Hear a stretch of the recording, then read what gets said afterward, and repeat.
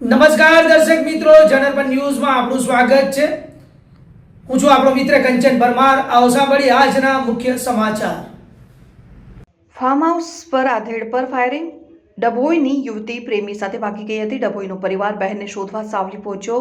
વિશાલ બારિયા સાથે ભાગી હતી યુવતી. ભાતરવા ફાર્મ હાઉસ પાસે બંને રોકાયાની બાતમી મળી. પરિવાર ઇકો કારમાં પહોંચ્યો હતો. અજાણ્યા લોકોએ 3 રાઉન્ડ ફાયરિંગ કર્યું. યુવતીના ભાઈ નિમેશ બારિયાને હાથમાં ગોળી વાગી. નિમેશ બારિયા એસએચજીમાં સારવાર હેઠળ. અમે અમારી બેનને હોટલ ગયા હતા તેમાં તે જગ્યાએ ગયા કરી દીધું છે. અમે ગાડીમાં બેઠા હતા તો પાછળથી ફાયરિંગ કરી દીધું. એટલે ફાર્મ હાઉસમાં ગયા હતા? કોનું ફાર્મ હાઉસ હતું?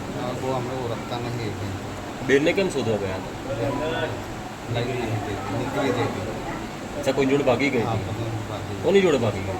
વિશાલભાઈ એ ક્યાંનો છે? ધરમપુરનો જ છે. ધરમપુર કે કયું ધરમપુર? ધરમપુર ડભોઈ તાલુકો. ડભોઈ તાલુકો. તે લોકો સાવલી કેમ પહોંચ્યા હશે? હવે એ ખબર નથી રીતના પહોંચ્યા છે. એ વિશાલ ભાગી ગયો? હા, વિશાલ બાકી છે. અચ્છા, તો પોલીસ ફરિયાદ કરી જ તમે? પોલીસ ફરિયાદ અમારી ભાગી દીધી તે વખત અમે ફરિયાદ કરી દીધી. ક્યારે ભાગી હતી? 19 તારીખ. ઓકે. અને આ વિશાલ ક્યાંનો છે? વિશાલ બી ધરમપુર. ધરમપુરીનો જ છે. આ ધરમપુરી ક્યાં આવ્યું? ડભોઈમાં હે ને? તમારું નામ શું?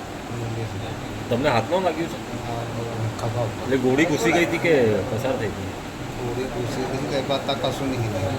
અચ્છા, અને કેટલા રાઉન્ડ ફાયરિંગ કર્યું હતું?